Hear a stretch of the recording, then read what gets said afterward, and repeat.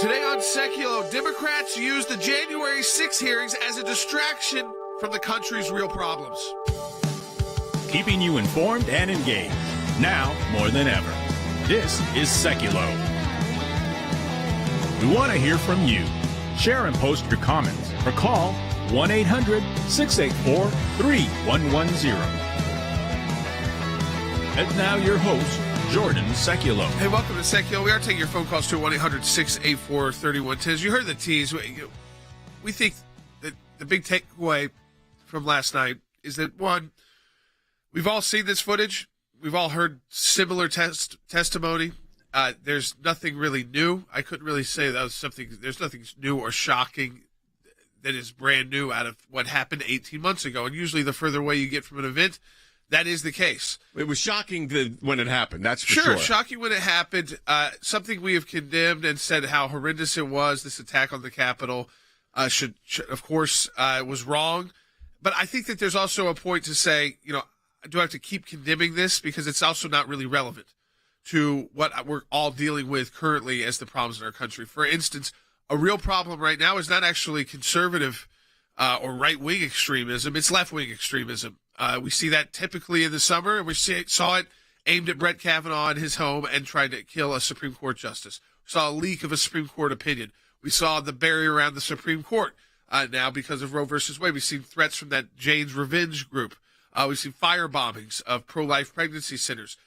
And I think this committee is not going to answer one of the bigger questions out there, which is why on earth were there so few police and so few security there, when we now know from Capitol Police, as I'm holding in my hand, these are documents that came out, but you're not going to hear it from the committee, that the Department of Defense was texting the U.S. Capitol Police deputy chief saying, are you going to put in, and this is 4 days before January 6th, you're going to put in a request for National Guard soldiers. Well, if they were having that discussion about National Guard soldiers on January 6th, they knew there was a very large crowd coming to Washington. They weren't peaceful in the sense of this wasn't like a regular crowd. They were angry because they thought that something had happened with the election. So you have a large, angry crowd coming to Washington, D.C. DOD says you're going to put in the request. The response from the U.S. Capitol Police Deputy Chief on January 3rd, plenty of time to get this all handled? No. Not forthcoming at this time after consultation with the chief of police. That's the one thing I So they are really responsible for putting their law enforcement officials in those situations where they were so outnumbered. I'm not saying they're responsible for the acts of course the bad actors, but they are responsible for not having enough security there. And I still think there's a problem with that in Washington, D.C. Every time we're there, they're trying to secure another place now because of left-wing activists or this kind of activists, and I don't feel like they have the right because of this whole debate over the National Guard. No, we forget that. They politicized the National Guard and thinking, well, they would help. They're right-wing extremists, so Nancy Pelosi didn't want them. We also have the mayor's office in D.C. saying no. So here's the problem. Look, if you look at what took place on January 6th, we condemned it when it happened because it was an attack. It was an attack on the Capitol. It was a riot. Now, let me tell you what it wasn't, though, and I want to be clear on this because I think there's I think our Constitution survives these things because our form of government as a constitutional republic is not at the whim of two groups who attack an institution of our government physically, which is the Capitol in this particular case. Now they're doing it to the Supreme Court. Our institutions don't fall. It was horrible. It was horrific. We said that. But here is the problem. It's not the Civil War. You don't have states seceding from the Union. You don't have armed uprisings to the point of armed conflicts with the military. But why in the world, in Washington, D.C., are we not ready for these kind of events? I mean, it's like what happened at Brett Kavanaugh's house, and then the protesters were back out there 2 hours later. Yeah. It's some of it's inexplicable. We're operating like a third world country. That's what Rick Riddell started with that we're on 4 and 8 for baby formula, 4 and 8 to feed our children. We're still reliving these January 6th. Like somehow we don't have a military that can prevent this easily, which we do. And they lied right from the start of the hearing, which is typical when Liz Cheney put up the Donald Trump tweet but didn't read the part of go home with love. I mean, how do you leave that part out of that tweet? That was kind of a serious, important part. We'll be right back on Sekulow. When we see something, when we hear something, when we're concerned about an issue, we don't just talk about it. We do something about it. And that goes to our Government Accountability Project. The things that are important are knowing where to look and who to look at. What we're trying to do is get information that we, the people, are entitled to. We sort of call them puzzle pieces because we don't know which ones we're going to need in the long run. But you gather all the puzzle pieces together, and then you start to put them together to uncover the truth, really. The Freedom of Information Act, that's a statute that allows us to get information from the government. Starts with a letter from our offices in Washington to these agencies. And it says, give us this information on these topics. And generally, they don't. And then we go to court. We go through a series of lengthy negotiations back and forth about what they'll give or what they won't give. We may get tons of information that's redacted, and we have to then go back and say, you redacted too much. We can't really find out what you're giving us because it makes no sense. So it goes through a process of litigation. That is how you get information, and that office is going to be more active now more than ever. The ACLJ has been extremely active in vigorously seeking to hold these bureaucrats accountable. We have filed hundreds of FOIA requests. We have received over 20,000 pages of documents in our litigation. How was our government operating? What were they driving at? What was their agenda? What was their motive? And I will tell you, I mean, sometimes the picture that it paints is one of terrific abuse. You're finding a nugget in a gold mine. Occasionally you'll come up with something that is really a bombshell, but you have to persist in doing it, and that's what we do. That's a little bit of what we do through our Office of Government Accountability, and of course that comes under our Office of Government Affairs. So your support of the ACLJ supports all of that.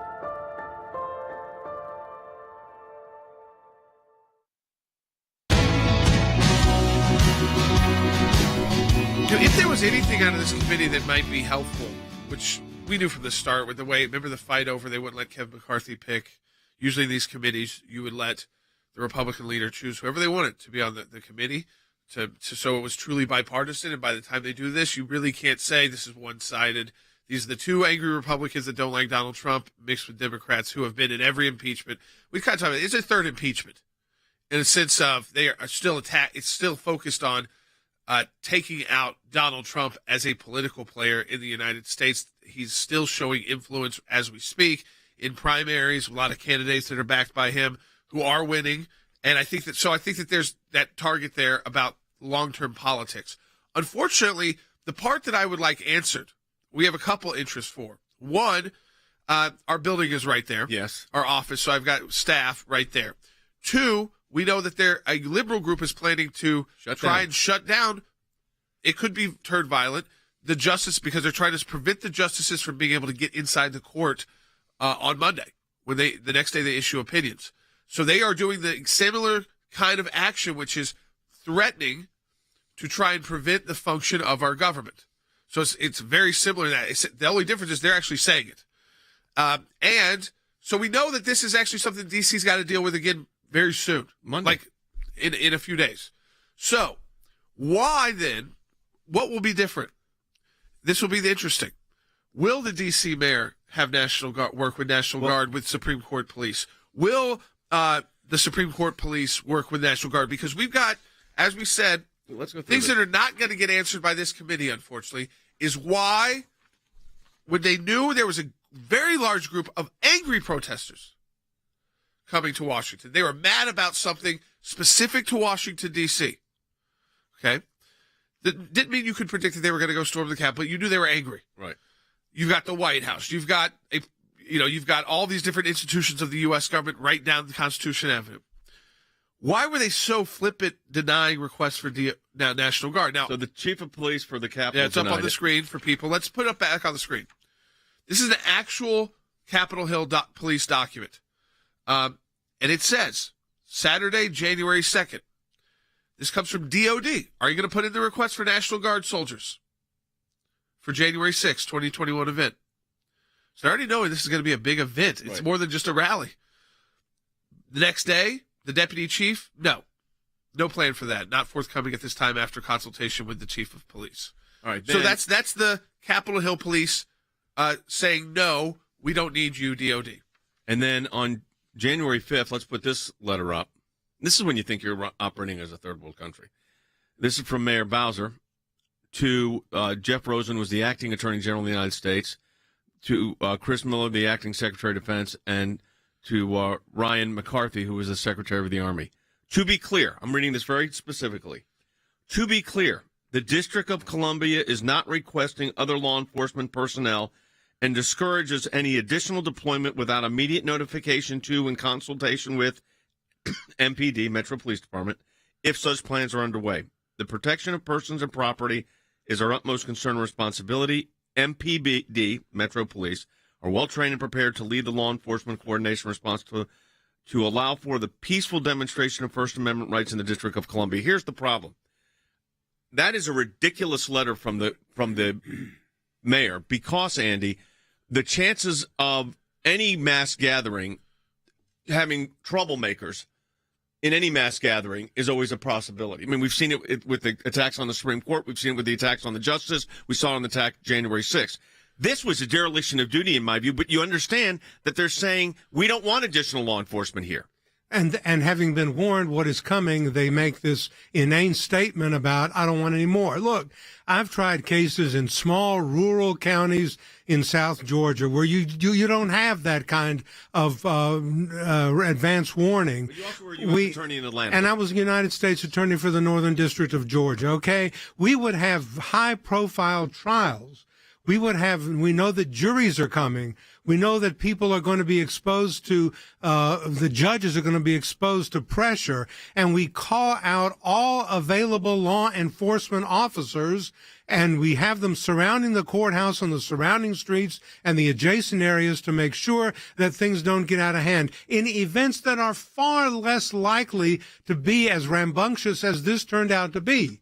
Now you've got notification from the intelligence, a notification that it's going to happen, and the mayor of the District of Columbia says, no, we are the Metro Police Department, a PD, a simple PD, is sufficiently well-trained and prepared to lead the law enforcement coordination and response. How ridiculous a remark is that? I work with Metro Police in Washington, D.C. regularly. I was securing our own building.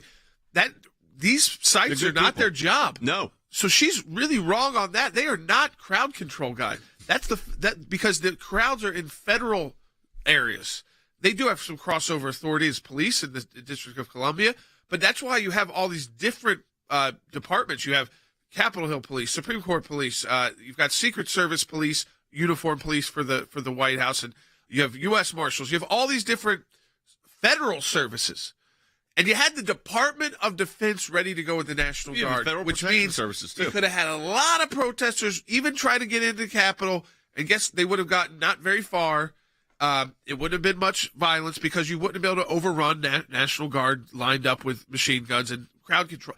And they're more trained for high level of violence. Like that testimony last night for that officer, I do believe her in the sense that she does not have the training to do what they were trying to do, which was like armed, fist fighting and things like that. I get that. She shouldn't have been in that position. Because if you had 5,000 National Guard or 7,000 or 10,000 National Guard surrounding the Capitol, guess what would have happened to the the Proud Boys and the Oath Keepers? They would have not been able to get in, and they wouldn't have seen access as a possibility. Now, that doesn't justify what they did, because what they did was an attack on the Capitol. But it's bizarre that in a free republic, where you have security concerns, known security concerns, they talked about the intelligence gathering they had done, that you didn't take adequate preparation. And now we're seeing this violence play out 18 months later with an attempted murder, they're saying, actually. He's been charged with attempted murder. Attempted murder. I'm going to ask you about that in a moment. Attempted murder of Brett Kavanaugh.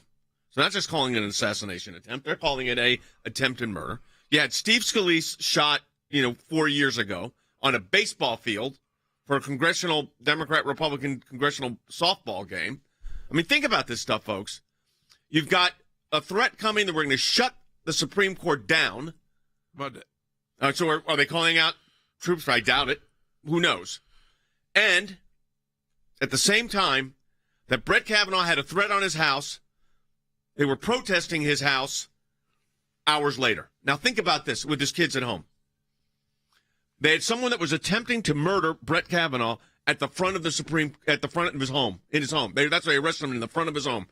Hours later, protesters back on the street. When there's laws that say, you know what, you can't have protests threatening justices. But judges. And by the way, there is legislation that's already passed the Senate to provide more security to the Supreme Court justices in light of what's happened in our country, which is getting is stalled in the House of and Representatives. guess who's not letting it for a vote? Nancy Pelosi. So this is the second time she's preventing security from being put in place to prevent something horrible from happening. Okay, so Andy, the fact that they Which we had almost had charges with Brett this guy Kavanaugh. from California that was going after Justice Kavanaugh with attempted murder. I mean, that's next to attempted murder is murder. Yeah, that's right. Attempted murder is an attempt to commit a homicide with malice aforethought implied by law or expressed by law. This man had weapons and guns and pepper spray and instruments upon him that he was prepared to kill an associate justice of the Supreme Court of the United States in violation of both the federal law and the law of the state of Maryland where the crime occurred. And we have taken these precautions, against him now after the fact.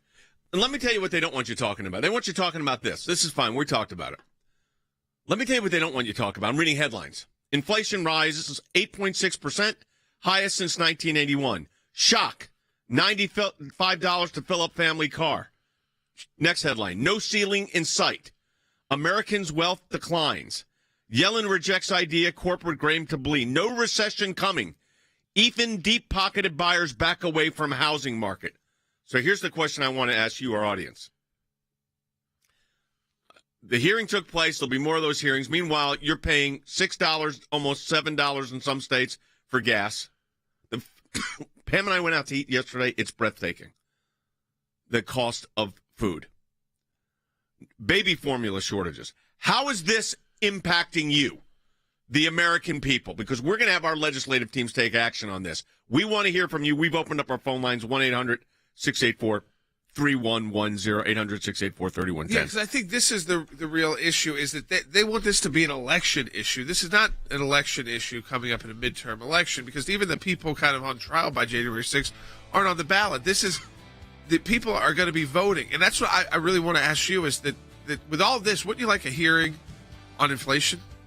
Wouldn't you like a hearing to know how do we become a country that let's see if the networks will let it be prime time about how Joe Biden let us be a country dependent on foreign aid to feed babies in our country.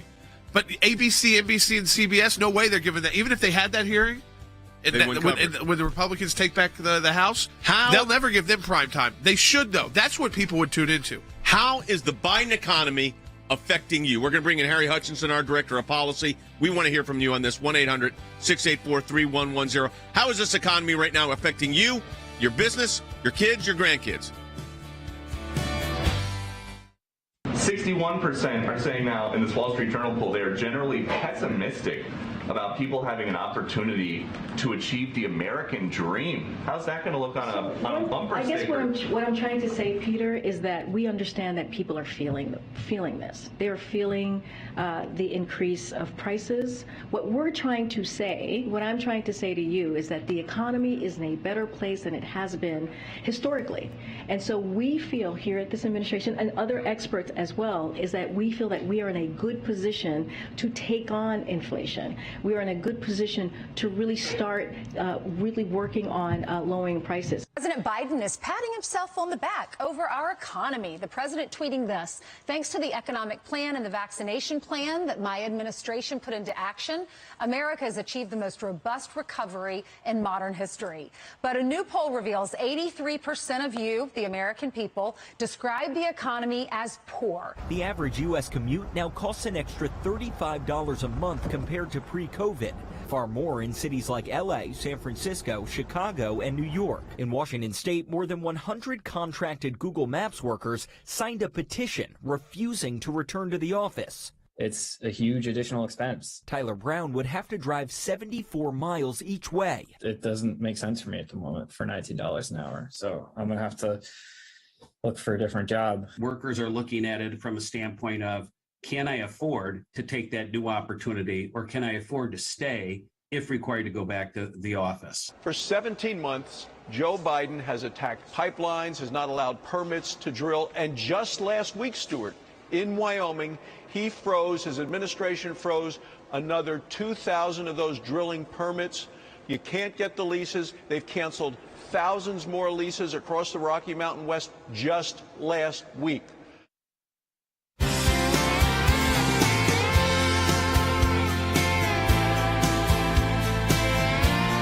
So while, again, Democrats and a couple of, outlier Republicans, to say the least, about Liz Cheney and Adam Kinzinger, are trying to, I think, distract. And I think, again, these hearings, because we've been through, remember, a lot of people forgot, we went through a full impeachment with all this imagery and all this testimony already. So we're doing it again, but at a time in our country where we know that there's problems now coming from the left on attacks on our institutions, like Brett Kavanaugh, like Monday at the U.S. Supreme Court. And what I hope is that in Washington, D.C., they still aren't playing politics with that. But it would be pretty interesting to see that because some of their friends are at that Supreme Court, maybe they have a little more security. Second, and they're not playing that game about the National Guard being so bad. But second is the American people are having to make tough decisions about when to eat, what to eat. We had a conversation in our meeting, and we said, this is horrendous in the United States of America. We're talking about this for working people, for people that have a job. And you're a good person, you don't have other issues going on. And yeah, it's a country where you can still easily feed people. Okay. We're not at that point yet. Now, if you need special baby formula, not the case. We are relying on foreign aid, but we're at a point now where it's kind of like going back to like beans and pasta and rice. Yeah. So that things that, at least your kid will be full. Yeah. Well, this is the problem. And that should not be the United States of America in 2022. No, it shouldn't. So I want to, first of all, I don't have the latest. So as we're watching as we're coming to you live, those that are watching us live, the stock market had fallen about 800 points. I don't know what it is currently. Maybe, you can find that out for me. You also had reports on the Consumer Price Index, CPI. You have had reports on inflation. I want to go to Harry Hutchinson, Director of Policy, but also economic law expert. Where are we on the CPI and where are we on inflation? I mean, the number that they're talking about now is that inflation is at 8.6%. You think it's higher. Highest since 1981, which was the end of the Carter administration. I think that is correct. And I think the Biden administration, parenthetically, doesn't seem to care about the central issues which concern Americans. And it suggests at least one possibility that it is now time to bring back Jimmy Carter and his failures. But, Jay, we live in a world of pendulum shifts wherein elite globalist leaders of our country are simply out to lunch while Americans are getting poorer and poorer by the hour. You have statements from Secretary Yellen suggesting that Biden is doing all he can on gasoline. Untrue. You have statements from the press secretary suggesting that we are in a historically good place in terms of the economy. Meantime, real wages in the United States have fallen by 3% year over year since last year. Inflation is up sharply, and the forecasted inflation rate is going up even further. And if you look at the University of Michigan Consumer Survey of Sentiment, which looks at 8 particular categories, we find that the survey is at the lowest level, apparently, in about 81 years. So what the American people are doing is that they're looking out toward the future, and the future looks bleak, and it gets bleaker by the day so long as the Biden administration continues to make misstep after misstep. They don't seem to care, and I think that message has gotten through to the American people. Chris is calling from Virginia on line 1. Hey, Chris, welcome to Sekulow. You're on the air. Hey, Chris. Good afternoon. Hey. 3 years ago, it was surf and turf, and now it's canned soup. This administration is kneeling on the neck of America. Well, Thank you. I absolutely agree with you. I mean, this is the thing. The same people who could have, again, working people. I'm not saying not necessarily eating steak and lobster every night 3 years ago, but it was an option to do it when you wanted to celebrate something or had a special occasion. Now people, the cost of traveling, the cost of hotels, the cost of rental cars, the cost of food, the cost of the gas. I mean, it all impacts everything, and the wages aren't going up. And look at this. This is on our screen, so we'll describe it for our radio audience. But for those watching on our social media applications or TV, this is steak in security wire at a local grocery store chain. I think it was actually Walmart in Florida, where you have to, when you buy it, they take off the security tape because they're afraid you're going to steal it. Yeah. Because a steak now, those two steaks are now $20. They were probably $14 or $7 each or less a year ago. This is the problem. So all this other stuff, when we're rehearsing history here, this really affects Americans in a big way. We keep re-condemning something we've all condemned. I mean, it's like, and it's not a constant problem. No. We have seen political violence on both sides of the aisle. Yes. We're seeing right now a lot more of the left, but they don't talk about, they ignore that completely. And I think that when you see those images, the only difference between us and the third world is that you can still buy it here. Yeah. You can buy steak Except here. if you need formula. Because if you need formula, you're not buying it here. Specialty items. Steak is not really a specialty item. There are levels of it, obviously. But I think, what we really want to understand, I think that people should listen to Janet Yellen. We can play this again because it's absurdity after absurdity from the administration. And she says, listen, we're doing everything we can.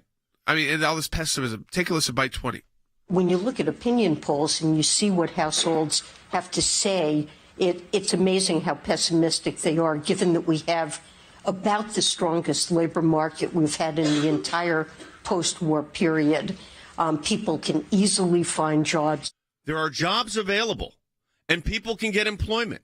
That's not the issue. I mean, she's the secretary the job here. Doesn't pay enough. The job to pay anything. is not paying enough money to keep up with the cost of the goods, Harry. Or That's rent. the problem. Or gas. Absolutely. And so getting to the job now is very expensive. And the American people know this. So, for instance, it takes the average American family roughly $100 to fill up on gas. Natural gas prices are up about 65% month over month.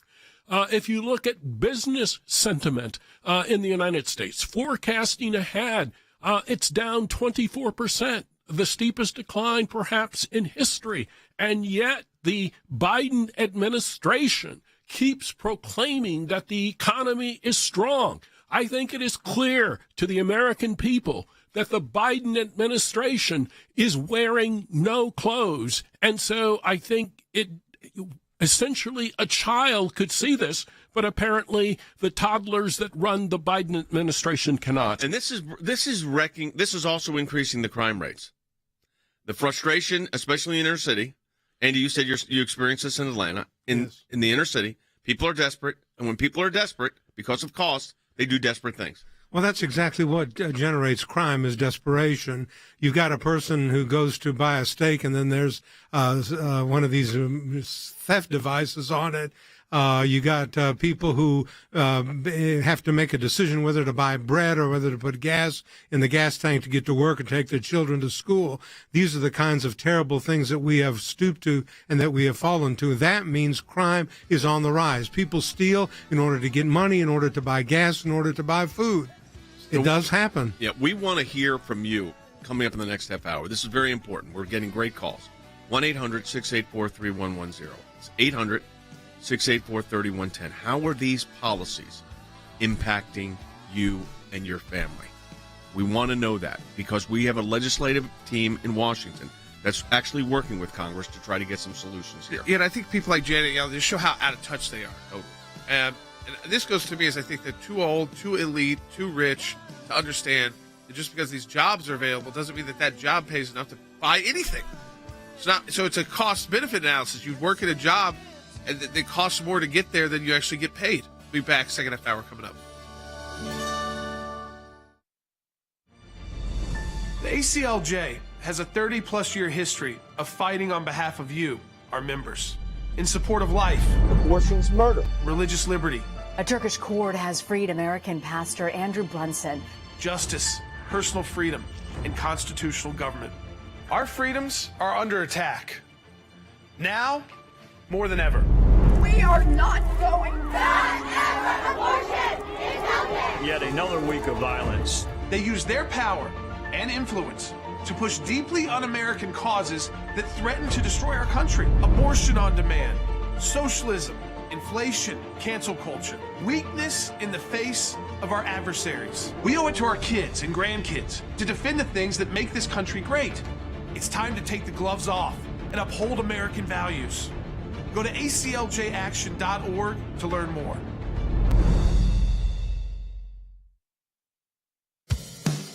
Keeping you informed and engaged. Now more than ever. This is Sekulow. And now your host, Jordan Sekulow. All right, welcome back to Sekulow. We're going to be going to the phones at 1-800-684-3110. Listen, we addressed kind of earlier in the show, but do a synopsis of that, what we addressed on this primetime January 6th hearing. One is we believe there should be a primetime hearing on inflation, or a primetime hearing on Supreme Court, why they won't approve more security, which really just authorizes the U.S. Supreme Court police to have more jurisdiction so that they can provide the security necessary for these justices when we know there's active threats, as we've seen, on their lives, and we haven't even had an opinion released yet. We just saw a leaked opinion. We know that the same fencing that they put up around the Capitol after January 6th is now around the Supreme Court, which is right across the street from our office. So we have an interest in that, too, at the ACLJ about how they're going to protect our staff on Monday from a group that is saying they want to shut down the ability for the justices to even get in, which, by the way, they get in an entrance that is right by our office because that's the behind the Supreme Court, and that's where they drive in and under. And oftentimes they close down that street when they're there, but sometimes they just drive right by the justices. If you're paying attention, you might see one at a normal time. I don't know if that's happened in the last couple of years, but, so what we have said is that we've all condemned what happened on January 6th. They're forcing us to re-condemn it is a political move, okay? And they will not get to they love root causes. They love root causes always. So I'll say like this. They won't get to the root cause. We know that there was one issue. A huge group of people coming to Washington, D.C. They had days of knowledge of that. We have the documentation. It showed it. We've gone through it on the show. I'm not going to go through it again. We know that they refused National Guard and assistance from the DOD that would have prevented this from ever happening, and we wouldn't have had any committee hearings. We also know that NBC and ABC and CBS will not do a primetime hearing on why Janet Yellen thinks everything is great and the economy is so strong when you can't afford anything. So they're not going to do that. So the mainstream media, who, by the way, talking about overblowing production again, which is a usual thing they do because we brought in the ABC president, except he's like 80 years old at this point too, right? And you can tell. Everything was delayed. It was not like you had they tried to make like you're going to see half of the Trump tweet. Oh yeah, right. Except for the important part from the tweet, which says "Go home with love and peace," which is how you talk down a crowd. Right. You don't talk down a crowd condemning them. No. You talk down a crowd by saying, "But get home, stop it," and she left it out while it's up on the screen. But it is, and that's how she started with lying. But it is worthwhile to point out that we do now have the documents. Put this on the screen from the mayor of Washington. That on January 5th, 2021, she specifically states that the District of Columbia is not requesting other federal law enforcement personnel and discourages any additional deployment without immediate notification and consultation with the Metro Police Department. So, Andy, you did a lot of law enforcement, including the federal level. Right. She turned it down. I can't believe that. I cannot believe that having the intelligence and the information given to her in advance, that the mayor of Washington, D.C. turned down the auspices and the abilities and the forces of the National Guard, of the Department of the Army, of the Department of Defense, knowing what was about to happen or what could have happened in anticipation of the events that ultimately occurred. How she turned it down is saying in the most fundamental way a dereliction of duty, but is gross negligence on the part of the mayor to say we don't want additional reinforcements and troops. The Metro Police Department can handle it. How naive, how negligent, how grossly out of touch this mayor was. Yep. All right, we're taking your calls, especially on the economy issues. We got Professor Hutchinson here with us. We're going over this. We're going to try to get you some concrete solutions on what can be done Capitol Hill. They got to get the gas prices down. We've gone from an energy exporter to an energy dependent on foreign aid. Foreign aid for that. Foreign aid for, I can't even believe when I have to say this, baby formula. And we got and then in Washington, we got the mayor saying we don't want additional help. That's when they let the cities burn last summer. They didn't want National Guard in there either. Remember all that process? No, Just let the federal building burn down. And at the same time, the White House press secretary saying we're at a better economy, is in a better place now than it has been historically. Who are you talking to? Yeah, 800-684-3110. How is this impacting you. 1-800-684-3110. Back with more in a moment.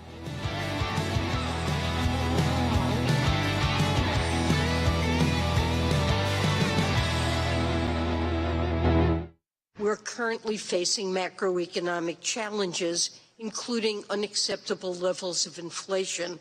But there's no question that inflation is unacceptably high and we need to get it down. 8% inflation is an unacceptable inflation rate in the United States, and it's President Biden's number one objective to get that down. There was an analysis by the San Francisco Federal Reserve, and it showed that the U.S. is leading the world on inflation, due in part to President Biden's so-called stimulus and the trillions of dollars that are being spent along with it.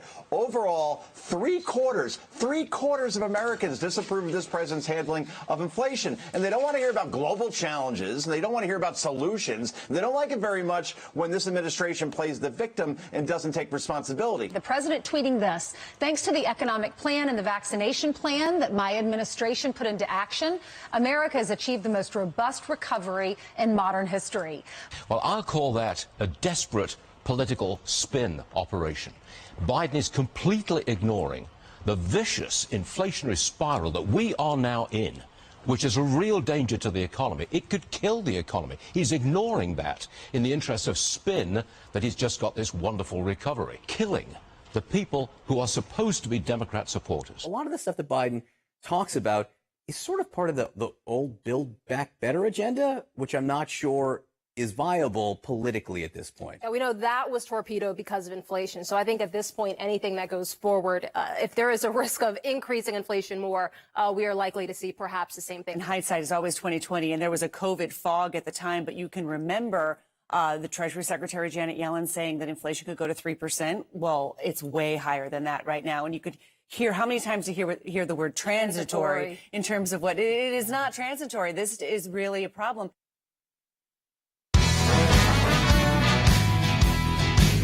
We're going to take your phone calls at 1-800-684-3110. I want to play this, though, because we played Janet Yellen. This is kind of out of touch. Well, there's plenty of jobs available, but those jobs don't pay enough to even pay the bills to get to the job or provide for the food. So it's a cost-benefit analysis of would you rather just be on a government program, unemployment program, because of the cost. And these jobs are not like long-term career jobs. Let's put it that way. These are service industry jobs that are, again, you're not, think about the delivery folks. We all got very used to that during the pandemic of, Uber Eats and Postmates, and I'm not trying to, Shipped, and I don't know who I'm missing, but not promoting any of them. I'm just saying, when you and ask for the tip now, and you realize that the guy or gal that did this for you has driven probably not more than a mile or two, because that's it, but that mile or two costs them maybe $7 or $8. Well, depending on what vehicle they have. Well, it's more than a mile. They got to get from their house to the grocery store to the grocery store to your house. Is even if you do give them like a $10 tip, let's say you give them a $10 tip. You may be helping them with some of their gas. A little bit.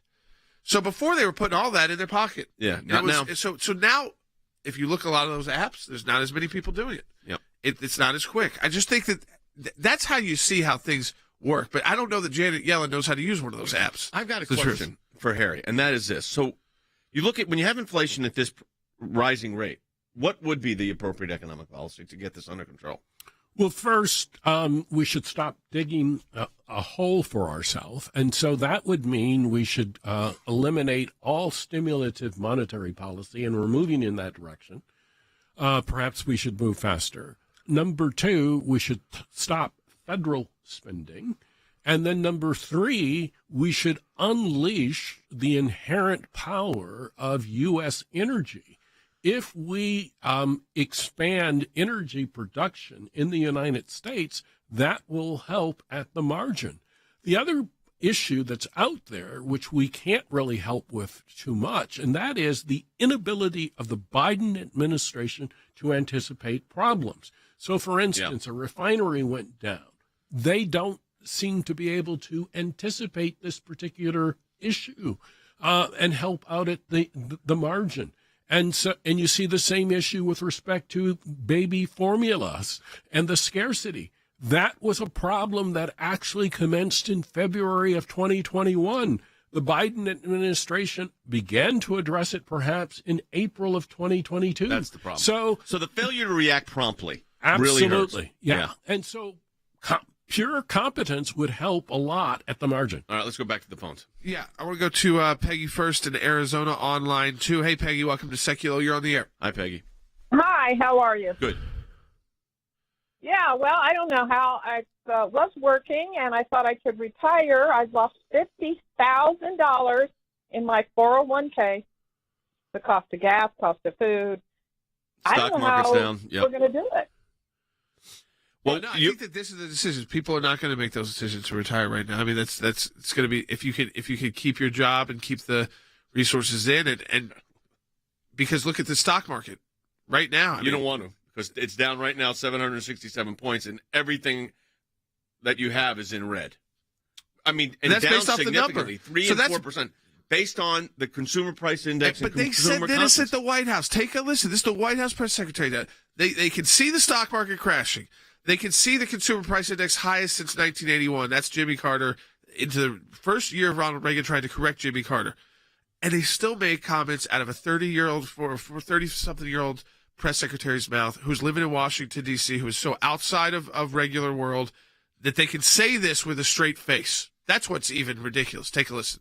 61% are saying now in this Wall Street Journal poll they are generally pessimistic about people having an opportunity to achieve the American dream. How's that going to look on a bumper sticker? I guess what I'm trying to say, Peter, is that we understand that people are feeling this. They are feeling the increase of prices, which with food in particular right now and gas. That is something that we understand. What I'm trying to say to you is that the economy is in a better place than it has been historically. So first she downplays you and just says you feel this way. So she's trying to say, oh, this is just right-wing talking points. This is just the media telling you. So you just feel. It's not actual. She doesn't, because she probably doesn't drive a car. She lives in Washington, D.C. She again, she's not living in reality.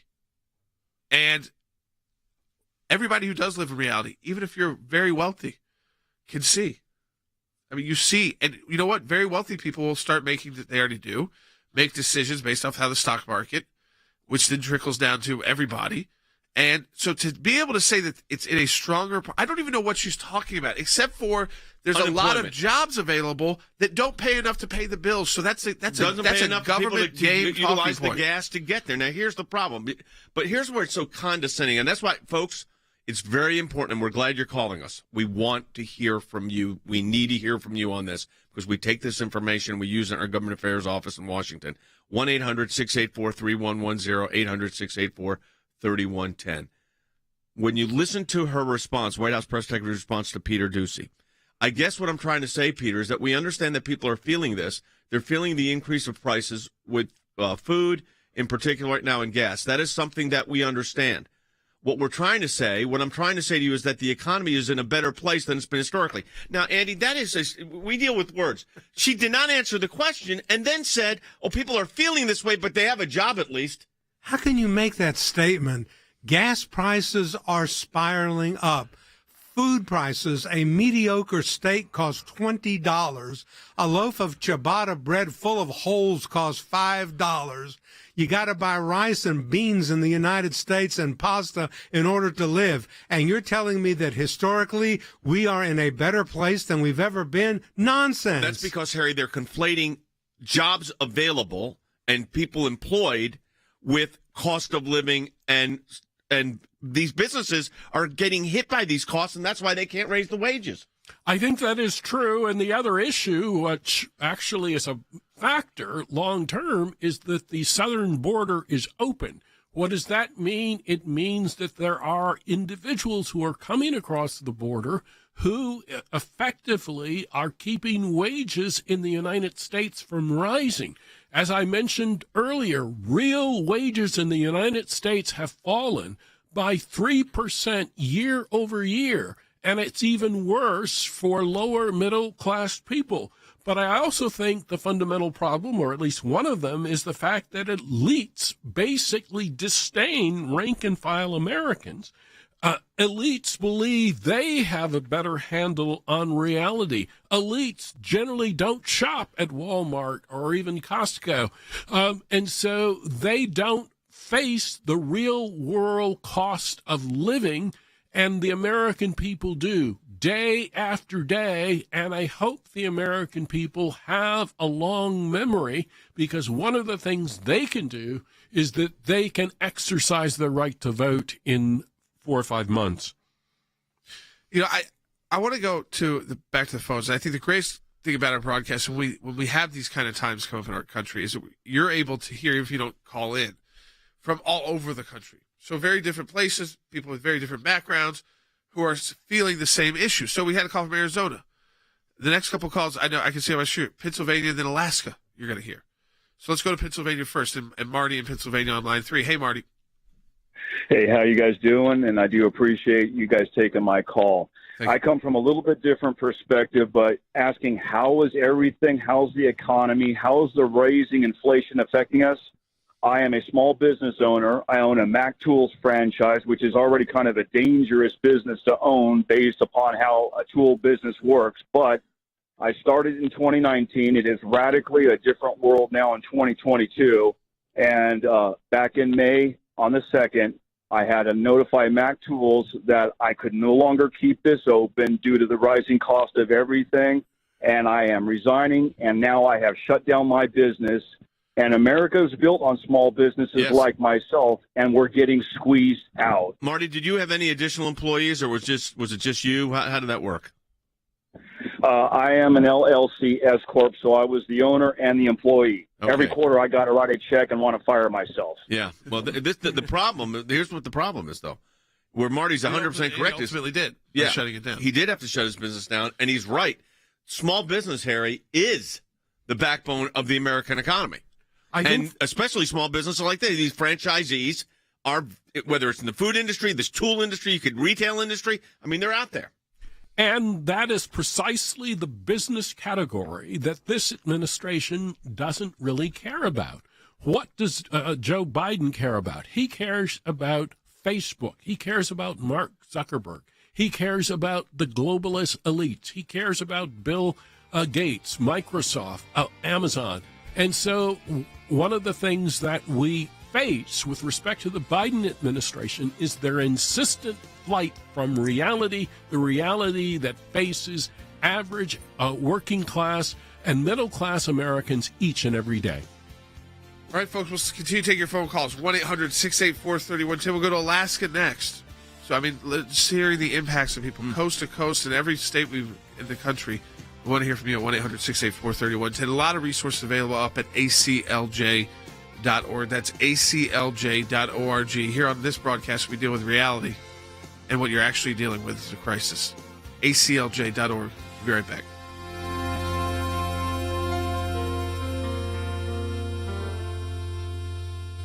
In my time in service, both as the CI director and as Secretary of State, I watched the good work that the ACLJ was doing here in the States and all across the world. The ACLJ's work at the UN overseas is incredibly important. We have on our team policy experts. They're all engaged in foreign policy issues. We actually try to go in and do something positive and actually affect change. We had a series of cases primarily dealing with religious liberty. Nations that had more religious freedom had better democracies. We've taken the First Amendment, and that has been our cornerstone. It's to defend the rights of people of faith. We not only hold our government accountable, but we hold other governments accountable. You have to actually be committed to fighting it out, or else you'll never win. Your support of the ACLJ enables us to do all of this. Go to aclj.org today. That's aclj.org.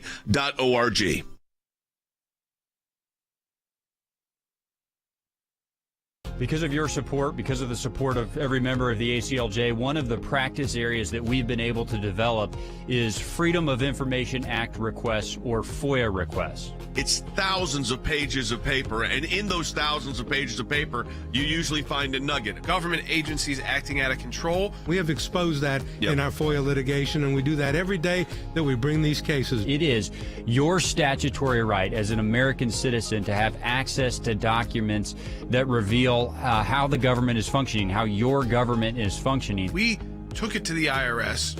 No one ever does that. What the IRS was doing was violating the Constitution and statutory law. They can't do what they were doing before. They've been hiding behind in the shadows. These FOIAs bring them to light. How do we know? Because our FOIA litigation got that document. Those of you that support the ACLJ, this is what it's all about at the end of the day. Think we haven't been on this, folks? We've been on it.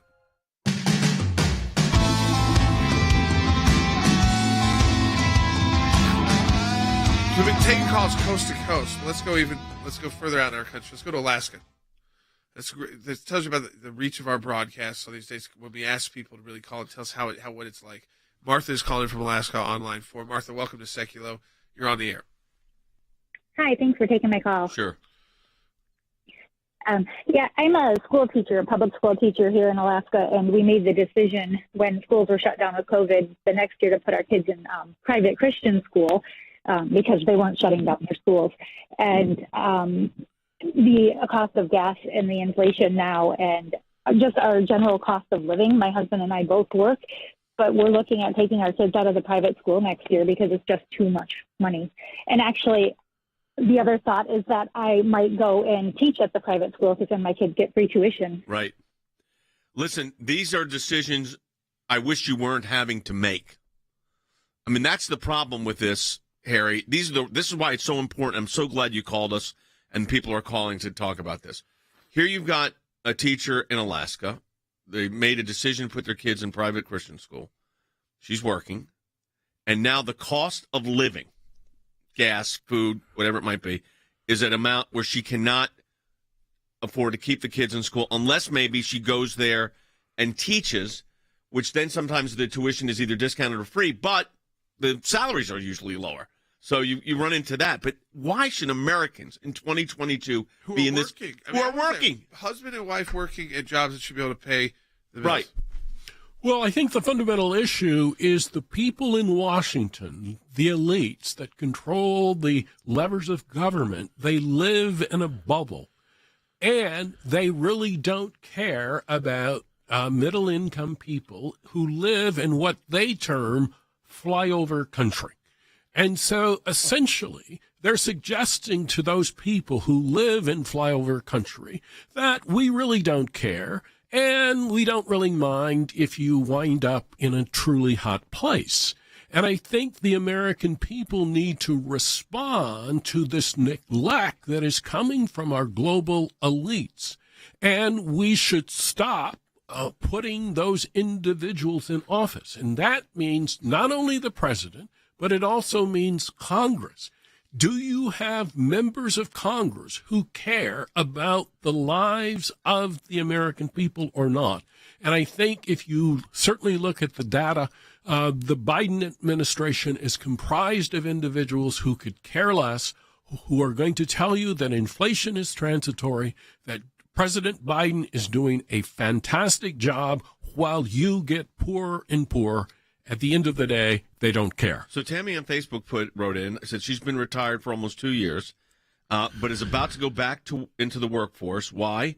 Because of the cost of gas and food, along with everything else. So people that have retired, worked their entire career, had retirement ready to go, cannot retire. So this is happening. So yes, employment numbers are high. It's just that the cost, they can't get paid enough to keep up with it. Yeah, I want to go to the next call. Let's go to Denise in Pennsylvania on line 5. So we've gone all over the country. We're continuing to do that on the show. Hey, Denise. Hi, thanks for taking my call. I want to echo the comments of the parent who reiterated taking their kids out of public school. I'm calling from Pennsylvania. Like I said, in my region, the majority of the public school districts are not meeting standard testing scores. So I'm a single mom in the middle class category who cannot seem to make it over the other side, and everything is going up. So I'm at the end of this school year, I'm stuck. I am paying a higher price for gas. I drive every single day for my job. I'm paying more for food, and now I'm going to have to try to afford my child an education. I'm really pay stuck. for with your taxes, but you can't rely on the schools you're paying for. And, that's why we support school choice and programs like that. 'Cause exactly from moments like this in history, like COVID, moments like that, and moments like this in the economy. So where you could choose these schools with tax vouchers or tax support, or again, because you are. This is everybody's calling. They're being very honest. Yes. They're not saying like, I'm someone who could barely make ends meet. Usually, these are, like I said, they're middle class Americans where life's pretty good. They deal with the struggles before, but now they can't. They're making very tough decisions they've never had to make before. But here's what's happening: people that can, and the reports are showing this, people that can afford this cost increases, that can afford the increase in food and housing and all this, are still slowing down because you look at it. Andy, you said getting 2 bags of grocery. It's shocking. It is shocking. You go in there and the price of food has just skyrocketed. The price of gasoline skyrocketed. And you have, how come we didn't have this 2 years ago? How come we didn't have this 3 years ago? Is it just coincidence that this has happened in a year and 18 months? No, it's because they did not anticipate what, Harry, you said. They did not anticipate market shifts and market moves. And we went from energy exporting to energy dependence. And that is what caused a lot of this. I think you're precisely correct. So if you go back to January 2021, Joe Biden launched an attack on the American people. How? Because he blocked, for instance, the XL pipeline. Since then, energy prices have been on a trajectory, an upward trajectory, independent of whatever is going on in Ukraine. Now they're trying to conveniently blame each and every crisis on Putin. The American people are smarter than that, but the Biden administration continues to disdain the opinion of the American people. They need to unleash the energy sector, and if they unleash the energy sector, guess what? It actually provides a large number of high-paying jobs for Americans and lowers the cost of living. All right, as we said, going coast to coast. So we go to Scott in California on line 1. Hey, Scott. Hey, Scott, you're on the air. Hello, I'm just calling from California. I just want to let you guys know I'm not finding any baby formula out here. Yeah. And luckily my baby's 9 months old, so we're just transitioning into whole milk and like Gerber foods and other options. But I just can't imagine what it would be like for other families with like 3 months old. You're not getting to make a decision. It's not like you decided with the doctor, this is the time we should transition. We're going to have to do this now, even if it's 3 months. This is the even if United it's a few States months of America, and we don't have baby formula. That's what's so ridiculous about. Let's go to Charlie, also in California. This is absurd that we're having to do with this. Go ahead, Charlie. You're on the air. Hi, guys. Thank you for taking my call. Sure. I appreciate it. Yep. Thanks for what you do. Yeah, I've been on disability now for about 4 or 5 years, and this year I have not received, anybody that I know of have received a cost of living allowance. And thank God my landlord hasn't raised my rent, because if he did, I'm going to be homeless. So, and I feel sorry for the people that are even on disability, or just your average American trying to make a living. So you're exactly right. I appreciate you calling in, Charlie. Here's the employer's problem: their costs are going up too. Yeah. So the government not increasing it, or employers not increasing it, is the cost of health care insurance is through the roof. You cannot even imagine. If I gave you the number, you would say that can't possibly be right when you've got as many employees as we have, for instance. But you want to provide the benefit. But it's not going up at 2%. It's going up at astronomical numbers. So the cost of everything is affecting the businesses. That's why on this Friday, I'm glad, again, we heard from you. Very important. We're going to communicate all this to our offices in Washington, D.C. Yeah, and we're going to talk about the issues that are actually impacting you, unlike what the mainstream media tries to get your attention with, but what is really news for you, which is getting by day to day right now. And your kids, your grandkids, with school, cost of living, and we're going to be on all these issues. We're not going to let it go, and we're not going to be distracted. Go to aclj.org. We'll talk to you